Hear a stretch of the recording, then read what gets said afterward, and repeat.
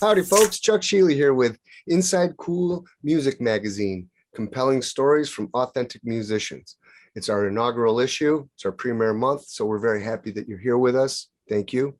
We're also here today with our friend Buck Reid, who has an astonishing career, and he's here to talk to us today about what it's like to be a working pedal steel guitar player who's really in the biz, doing real stuff, really cool stuff. Buck, how you doing? Thanks for being Great. here. Hi, Chuck. I'm doing great. Thank you for having me. It's our complete pleasure to have you. So thank you, especially to be on our inaugural issue. We're happy. So I'm honored. we have a lot in common, you and I. Well, not a lot. Well, we'll find out how much. But for starters, we're from the same area. We grew up in the same Central New York area. Is that correct? Yes, sir. Yeah.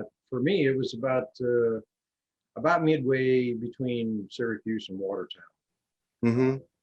Sandy Creek was the name of the town, and yeah, small little dairy farm community, really. It's pretty up there. Yeah, a lot of farm, fishing, right? Yeah, and we had a farm. We had 100 acres growing up, and so we probably spent most of our time outside, outdoors doing Do you have stuff. snowmobiles up there? Yeah, we had a few. Yeah. Yeah. Yeah, because we were always breaking them, so we had to make sure we had backups. Yeah, right. Right. But you kind of you this is where you started your music, right? Up in this area, this little remote area east of Lake Ontario. Yeah, I did. And I started really. My dad was a part-time musician, and he also taught a little bit. I remember around the age of 9 or 10, I can remember him having a couple of students over, occasionally. Mm-hmm. But he played multi-instruments, and so I started my musical education, with him, just on six-string guitar and learning fundamentals, basic chord theory, and the whole time, though, I would hear the pedal steel guitar, and I thought, that's where I really want to be. But it really made sense to get some fundamental knowledge in music beforehand. So yeah, we started. We just music was a big part of our family, and everybody, all of my siblings and even my mother would join in occasionally, but she was pretty shy, so she didn't participate too much, but she loved it, and they both loved music, and so that was really a biggie for me later on too, because they were so supportive of that lifestyle, which a lot of people just would not be, and but I was really taken with the steel guitar, and eventually, after a couple of years of just playing six string and some practice and learning a little bit about music, then I started learning how to play the pedal steel. You guys probably play as good as the Partridge Family, huh? I bet you had a good groan watching that thing, right? Yeah, I don't know. They were pretty good. I don't think we were as good as they were, especially. Yeah, their hands were always in the wrong places for the tune. I didn't even play as a kid. Yeah. Yeah. Sorry, I had to go there for a minute. It was there. I do things like that. So you have this wonderful situation with your family that you can all play. You come home, you do homework or chores, and then you can jam after dinner, stuff like that. Yeah, it was a daily thing. It was just something we all really enjoyed, and nobody really talked about it. We just, we'd finish dinner, and of course the first chore was to help Mom clean up the kitchen. But after that, Dad would just say, "Hey, let's pick a little bit." That's cool. And so we would all sit around and play, and we'd sit there until dark a lot of times, at 9 or 10 o'clock at night. And that's where we cut our teeth and really learned not just music, but it was the interaction with other people too, and that's that's a huge part of, as you know, uh, being an entertainer in any capacity, you know, is being a team player, you know, and really sort of making that the priority first. And then, you know, because if you can, you know, if you can fit in well and if you just really think about the whole team player mindset, it really is advantageous in so many ways, you know. That things come out of the blue, things come out of the woodwork that you don't expect, you know, Right. just by having a learning attitude, basically, and stay humble, you know, staying humble. Right. Right. I agree. When you have a matter of trust among the people involved, nice things happen for sure. You know. Yeah, yeah, and of course it was family, so it's, you know, it's not really like the real world. When you get out in the real world, you know, it's people aren't so nice to you all the time, you know. So, but you still have to try to maintain that same attitude and just let things go if it's one of those kind of things, or you know, it's just you have to learn how to navigate uh, people, no matter what your job is or what we do. Yeah. And in music, you know, in entertaining, I think it's extremely important because people, a lot of those people that come to a show, they have no idea. They absolutely have no idea if you're playing the right notes or not. But they do remember how you made them feel, and they do remember, you know, the smiles and the stuff that we, you know, is kind of, it's just something we would do if we were standing on the sidewalk talking to a neighbor, you know, or something. Right. So yeah, so we learn, you know, there's just a lot of facets to it, and you know this, but it's a lifetime of learning, you know, and you never really feel like you're there, you know. So you keep going, you know, you just keep going. Yeah, cool. So you played with your family, and then eventually you got to hear there's a few dots along the way, I'd imagine. Yeah, When yeah. did you start to play professionally? No, I really was lucky. I fell in with a couple of other local bands around the Northeast area. Mm-hmm. And from there, and one of those bands, we did a fair amount of traveling. And in our travels, I met some people in Detroit, musician people, friends, now friends, uh, who also had connections to Nashville. And so I took a job with a band out in Detroit, and I did that for about 2 years. I left upstate New York and I moved to Detroit. And at that time, this was about 1980, so the urban cowboy movement, or the urban cowboy phase, you know, was in full swing. And there was there were clubs everywhere, and there was just a lot of work for musicians in the Detroit area then. And so I fell in with one band, and we were playing 6 nights a week every week, and there was always a jam session on Sunday nights, or on the seventh night if you wanted to go and participate, which we all did. You know, we liked, actually liked the jam sessions better than anything. Sure. You could do whatever you wanted pretty much.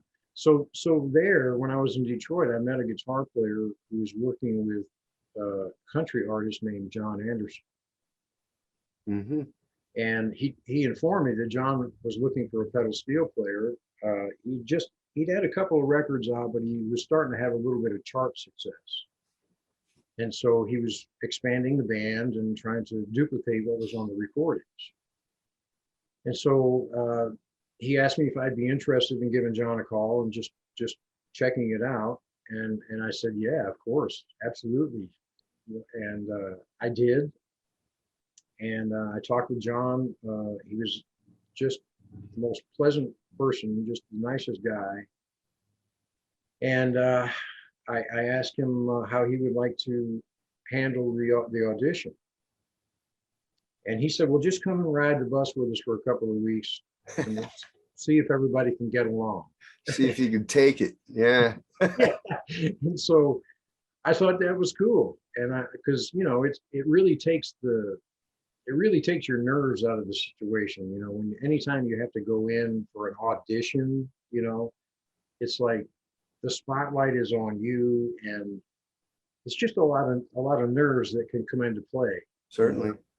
But in a band situation, in just a working situation, like an everyday situation, it just allowed me to relax more because I had been doing a lot of that the previous couple of years, just playing. So after the first night with John, he came to me and he said, man, we really like what you're doing, and the gig is yours if you want it. And of course I jumped at it and I thought, okay, yes, phase number one, getting to Nashville. Now just try to keep it going. Then after working with John, and where did you go from there? I mean, you started working with Lyle after that, or were a few more steps, or? Yeah, well, again, John was great, and we really had we were more like brothers. Cool. After a year or so, and when we weren't playing somewhere, we were out on the lake fishing, or we were, we spent a lot of time together when we weren't working, and so it felt like family.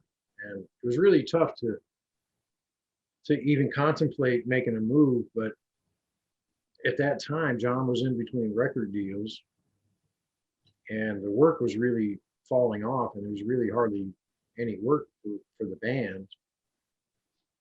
And so I'd received a couple of calls from people in Nashville to do other gigs, and I started accepting them after a little while because the work just wasn't what it once was.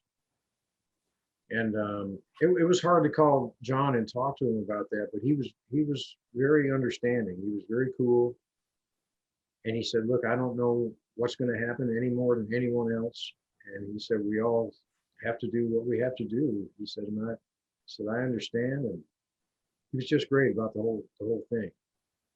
So that even made it harder, for me, because Right. it was something I needed to do, but I knew that was a good group of people, and that just Right. made it hard. So for a couple of years, I worked with some up and newcomers, Rob Crosby's and the Bailey and the Boys, and some groups that they had some notoriety. They were doing okay, and so I did that for a couple of years, and then I got a call from another steel player friend of mine, actually, whose name is Steve Fischel, who has been working with Emmylou Harris now for many years. And he called me and he said, "Look, I just heard about this. There's an opening for the pedal steel chair with Lyle Lovett. Would you be interested?" And I said, "Well, yeah." And he said, "Okay, I know the management, and I'll give them your number, and you'll probably be hearing from them." And so they called, and it's funny because I wasn't real familiar with Lyle's music at that point, but the first couple of records that I went out and bought, I immediately fell in love with the music because it was, there were horns, and it was big band, and it was jazz blues, and it was a little bit of country, and it was a little bit of folk, and it was just so diverse. And it's always elegant. I huge fan of that quality in his music. Yeah, and I thought, wow, and I started right away. I started envisioning, playing those horn lines with the horn section, and things like that. And so I went and did the audition, and he offered me the job, after the first audition. And I thought, wow, this is it's quite a change from, a 5-piece honky tonk group to an 18-piece band they're all very schooled and very educated. I thought, okay, I really have my work cut out for me here. you know. And but I did. I went to school. You know, I started studying music even harder, and I would sit and talk with the other musicians. You know, we'd sit on the bus for hours talking theory, just talking music. You know, and it still is a great education. You know, just Wow. be around those kind of people. You know, and letting some of that mindset hopefully rub off. Uh, you know, because it's very healthy, and it keeps you enthused. You know, it keeps you inspired about, you know, wanting to do it. So yeah, so now this year I was looking at my calendar this morning actually. Uh, it's this year will actually be 29 years now that I've been with Lyle. 29? Yeah, and I just it doesn't seem possible, you know, that whole thing, you know, time just gets away from us, but it's pretty rare, you know, that groups stay together that long, and you know, the chemistry that you develop after that much time is pretty hard to match. You know, I would imagine so. Yeah. there's only, you know, because there's the time factor, and that's hard to speed up. You know, whole if you jump into a situation, it takes you a little while, you know, to really get your foot in the stirrup and Hmm. become what I try to be first and foremost, and that's a team player, a good team player. Yeah. That's an amazing opportunity and a privilege, I'd imagine. Gee whiz. Yeah, and the more I, you know, I dug into the music. Once I knew I was going to have an audition, you know, I went out and bought all the records that I could get, and then his management was actually kind enough to send me a couple of them to study and to do the homework. Yeah. But I thought, wow, this is, you know, and in my own mind at the time, I was thinking, you know, I love country music.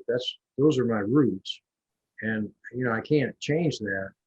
But I also love jazz, and I also love rhythm and blues, and I love jazz blues, and I like classical. I like, you know, I like music, Hmm. and you know, the country thing is just one, you know, that's just one category. And so to fall into another group that were playing really all different styles in the, Right. you know, in the span of a 2.5 hour show, you know, there's everything from bluegrass to classical.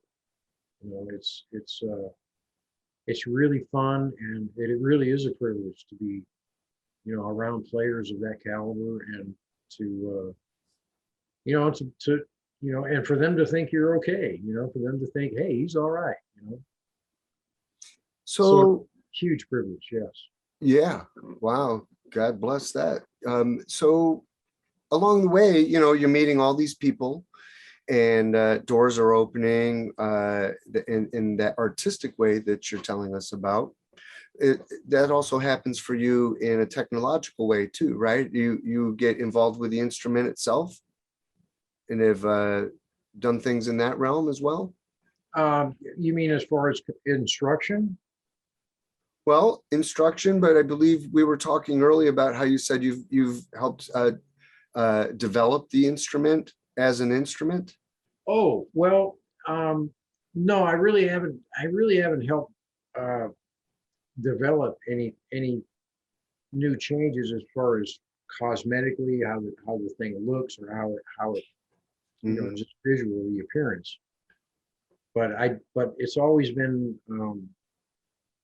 something, you know, early on. I knew, you know, growing up in upstate New York, there's not someone that I can just pick up the phone and call if I need a repair on a pedal steel. So I started, you know, way back learning how they worked. It intrigued me anyway. I had to know. And so my father, aside from the many other things, he was also a gunsmith. And so we spent a lot of time, you know, taking things apart and putting them together. Mhm. And I thought, okay, I need to learn how this works, because there's just no one in this area that can help. So I did. So I, you know, I would tear them apart on a regular basis, you know, just to see if I could put them back together. And that, and that's how I learned. But Yeah. later on, when I came to Nashville, I met some of my heroes and people that I'd heard about for quite a while, and finally had a chance to meet them. The first one was a guy named Duane Mars, who actually worked at the Showbud pedal steel company back in the 50s and 60s, which Showbud, and Showbud and Emmons were the first pedal steel guitars, and then so the Showbud came in late 50s, the Emmons guitars came in the early 60s. But Duane, he worked at Showbud, and he did everything with as far as building, and later on he got away from Showbud. He started his own company, and he was building his own guitars. And so I would go over there, and he befriended me, and so he let me go over there and build a guitar for myself. It was his design, it was his guitar, but I wanted to build a guitar for myself. So Duane was one, and then there's another guy named Jimmy Crawford who really was a phenomenal musician, on top of being a great machinist and a builder. And with Jimmy, now I worked with him from 2000 until 2005, building what's called the JCH guitars. And so I really had hands-on experience building a pedal steel from the ground up. And up until that point, I'd just been doing repairs, or if people wanted a different pedal change or something, I knew how it worked. I just, the only thing I really never had done was to build one from scratch. And so it just gives you a better total understanding of the instrument. If you understand both sides of it. And with regard to development, I think it's, pedal steel guitar right now is probably gone as far as it can in its current state. But I think there are some evolutional changes coming that'll bring pedal steel into the current century, in most people's eyes, I think. Yeah. Because it's still kind of it's kind of an extra, in the big world of music. Pedal steel is not, it's not very far up there on the on the list of demands, Yeah, I see what you mean. Yeah. But it's getting there, and it's because people, I have friends that are every day they're digging into classical things, and they're playing things other than what we're familiar with. And so I think it's like a lot of things. I think pedal steel is only about 75 years old now. So Is that right? Yeah. Oh. It, with most instruments, it takes kind of a couple of centuries for it to really find its place. I know what you mean, because see, to me, when I think of the pedal steel, we know it traditionally as a country or related to country instrument. It has American outback kind of a thing to it. But when I hear the pedal steel, I hear two things. I hear one foot is somewhere in the country, but one foot is somewhere out in Rings of Saturn or someplace like that. It's a trippy, truly one of the, I don't mean to use the word in a loose way, but it is a trippy sound. It is otherworldly. And the combinations of tones, and something about it is, you could easily push it into the Twilight Zone, and so I am looking forward to the future of people who develop that backyard of the pedal steel. You know what I mean? It's coming. Yeah. Like you're saying, it's coming. The future is showing up in it, and that is exciting. Yes. So. Yeah, it is exciting for me. When I was a kid, I remember having these thoughts about, I'd watch an old war movie on the television or something, and then I would read about, modern day pilots at the time, even they had this headgear, basically would control the aircraft. And so whatever their thoughts were, whatever their, whatever they were telling that to do with their thoughts, it would just follow whatever you wanted it to do, or whatever you told it to do. Yeah. And so that's my thing with pedal steel, is like, I just wanted to do what I say. That's it. And so that's not egotistical by any means. It's just that if you have a certain way that you want to express something, that's all that means. It's just, I just want my instrument to do what I say. That's whatever I want it to do. That's what I want. And Right. those changes are coming. And I think it's really going to, I think it's going to be a big deal. I think it's going to interest a lot more of the younger generation, and that will help, just the visual, just having it more accessible and more exposure. And then if people continue to study music, and yes, play your instrument, but study music, and always try to keep learning something, musically speaking, so that hopefully, you wind up with there's real credibility when somebody hears you play something. It's really solid, and it's credible. And it wasn't an accident, it was intentional, and Right. so those kind of things. And I think if you can stay, no matter what your job description is, if you can stay in that mindset where you're kind of moving forward all the time, it's inspirational on its own. So is this a concept that you teach when you're teaching? What's that? Always being in this particular mindset. So some teachers teach scales and things and, techniques. And then some people also teach another human element. And so when you say that you're teaching the forward progressive thinking, some teachers do that and some teachers don't. So I was wondering, does that particular perspective show up when you're in a teaching mode? Absolutely. And I do encourage it, of course. So the way I get there when I'm teaching is, I start with the fundamentals, and with pedal steel, it's such an intervallic instrument that we need to find primary pockets or primary positions on the fretboard. So once we identify and locate those, and it's a system that's been used now for, since the beginning. So it's nothing new, but it's a very systematic way of looking at the instrument.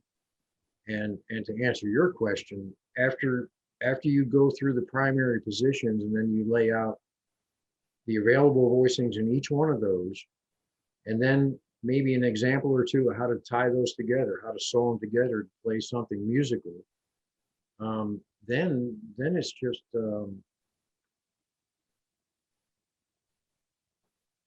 well, it just goes back to what you were saying. It's just,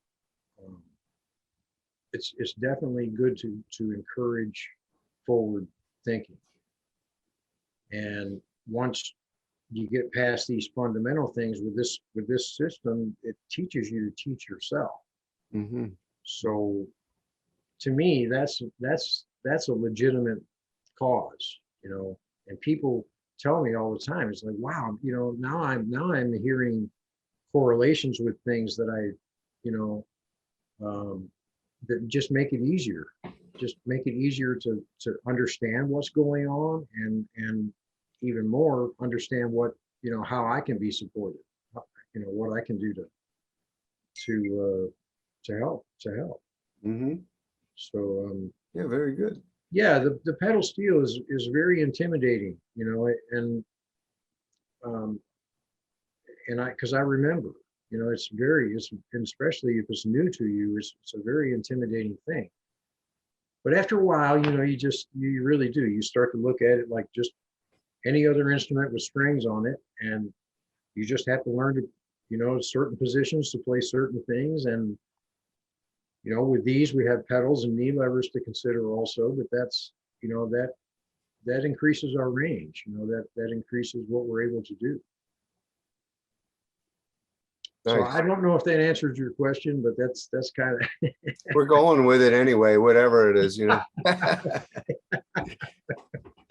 Okay, well, it's sincere, That's what we're after. That's what we're after. We talked about that earlier. If you tell the story right and make it personal, it exceeds the notes you're playing. Yeah. So anyway, speaking of the notes you're playing, you have new projects? Yeah, well, I'm still kind of preliminary production stages right now, but yeah, I've written some new material, and that's something else I love to do, is write original material. Is it mostly instrumental, or are you a lyricist as well? No, it's all instrumental. Mm-hmm. Yeah.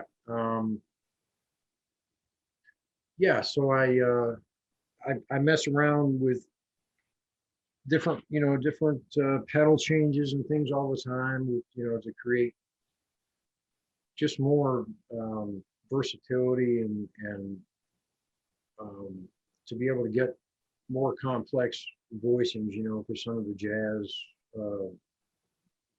stuff that I've been. Right, that's what I was going to ask. So, like, on one hand, you said you love country music and you have origins there, but you also enjoyed the variety of genres that entered the Lovett mix. So that methinks that you might have a similar thing coming into this project. You're mentioning jazz. Is it jazz, pop, this and that, all divided by country or something like that? Well, no, I mean, I really try to go, on my first solo effort, I recorded a couple of Charlie Parker tunes. Wow. And I try to really go full blown, swing blues or swing jazz swing, or it's so no, I mean, I really try to have an audible difference between the two, between the styles, but I kind of think some of it takes care of itself. So whatever the music form is, I just try to be true to that. And man, I can't wait to hear that. That's really going across the color wheel, if you will, to go from the Lovett mix to a Charlie Parker thing. Holy cow. Well, I mean, it's just something that I've, he's been, someone that I've listened to for a long time, those, guys like that, and John Coltrane. And so when I started working with Lyle's group, I started listening more to horn players, and piano is probably my favorite instrument on the planet, but I have no interest in playing it. It's When you're playing around with Charlie Parker music, are you playing in a bop way, a Be-Bop way? oh yeah, oh yeah, Really? oh yeah. Wow. It's not Western swing. It's bebop. Yeah, Cool. and I love bebop. And there's something about it. I just love the way it feels. I love the way the players really dig in when they play. Of course, there are the elegant things too. There are the sensitive things and dynamics, But man, when they're really smoking, I love. It's not just the notes. It's the attitude. It's everything. Yeah. Tone, the attitude, their note choice. It's just music is such a big meadow. It's there's so much to learn, and we can never learn it all. It's just there's too much. We can try though. Yeah, I was just watching a documentary of Keith Richards for about the 10th time or whatever, and he's talking about his reverence for the blues. And he said this almost the exact same thing, where like you'll never be able to play it all, and you'll never have all the answers, but it sure is great fun trying to do it as much as you can, and yeah, that's really Yeah. cool. So, Well, they're only 12 notes. yep. Um, so, if we can count to 12, we can do it. And it's just how you put them together.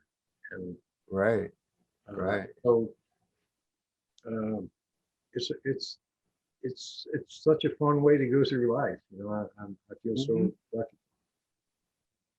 I see the 12 notes is in the 12 basic forms that go along with it is more of the available architecture by which all the other stuff shows up.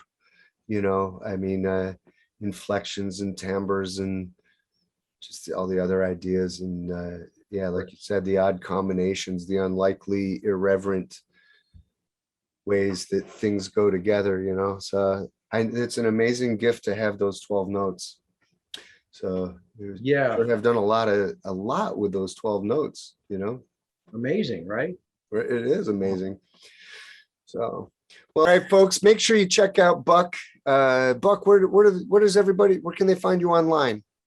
It's just buckreid.com. Buckreid.com. Yes, and I have There it is right there at the bottom of our screen. Uh-huh. I have some music. I have some recordings. I have some instrumental or instructional things, to go along with the tunes, transcriptions, that kind of thing. Cool. So yeah, buckreid.com. Check it out. Very good. All right, folks, go see Buck's site and check out his world. You'll have a great time in there. Check out his music. A lot of pictures too. Pardon? A lot of pictures on the site too. Like my first gig, I was 14 years old on my first gig with the pedal steel, and it starts there. So it's yeah, cool. 30 years worth of pictures. Real good. Real good. Yeah. All right, folks. Well, if you're digging the show, make sure you hit the like button, sign up for our newsletter, tell all your friends, hit us up on all the social medias. We're everywhere all the time. And once again, thank you again for being part of our inaugural issue of Inside Cool Music Magazine, compelling stories from authentic musicians. We appreciate you, and we appreciate that you love music as much as we do. Have a great day.